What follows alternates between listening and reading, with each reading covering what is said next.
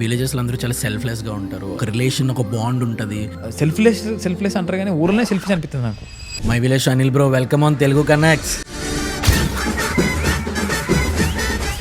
మా నాన్న రిక్షా చెప్తుండే, టీవీ కూడా చక్కగా లేకుండా స్కూల్లో ఫీజు కట్టలే అని చెప్పి నిలబెడుతుండే. నేను మా బస్ స్టాండ్ పడుకున్నా 2 రోజులు.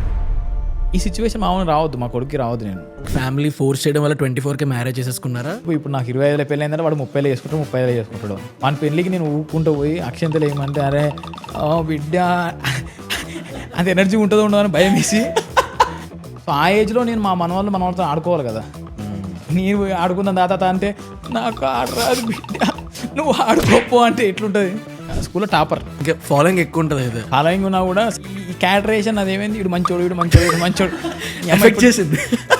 నేను మంచోడిని ఓకే. ఇప్పుడు నేను అమ్మాయిని చూసినా కూడా చూడనట్టు యాక్టింగ్ చేయాలి. నేను మంచి మా ఊరికి అయితే 7 రూపీస్ అయితే ఆ ముందూరు 6 రూపీస్ ఉంటుంది కదా, ఆడదాకా బస్ టికెట్ తీసుకొని ఆ రోజు ఆడ దిగి ఆ 3 కిలోమీటర్లు నడుచుకుంటూ వెళ్ళాను. నేను రూపాయి మనల్ని 3 కిలోమీటర్లు నడిపించింది. లైఫ్లో చిన్న ఇన్సిడెంట్లే నాకు పైసల పరంగా ఒక క్లారిటీ తీసుకొచ్చింది. ప్రతి మనిషి సెల్ఫిష్ అన్న, ఒక్కొక్కరికి ఒక్కొక్క మీటర్లో ఉంటుంది సెల్ఫిష్ అనేది. ఇప్పుడు ఇంట్లో అన్నదమ్ములు ఉంటేనే నొల్లే అవుతాయి, టీం అన్నప్పుడు డిస్కషన్స్ అవుతాయి, అన్నీ అవుతాయి. అవన్నీ నాకు కూడా కలిసి ఉండే గొప్ప. ఒకవేళ వరల్డ్ ఫేమస్ లవర్ కనుక ఇట్టయి ఉంటే నిజం చెప్తున్నా లైఫ్ టర్న్ అయ్యేది కావచ్చు.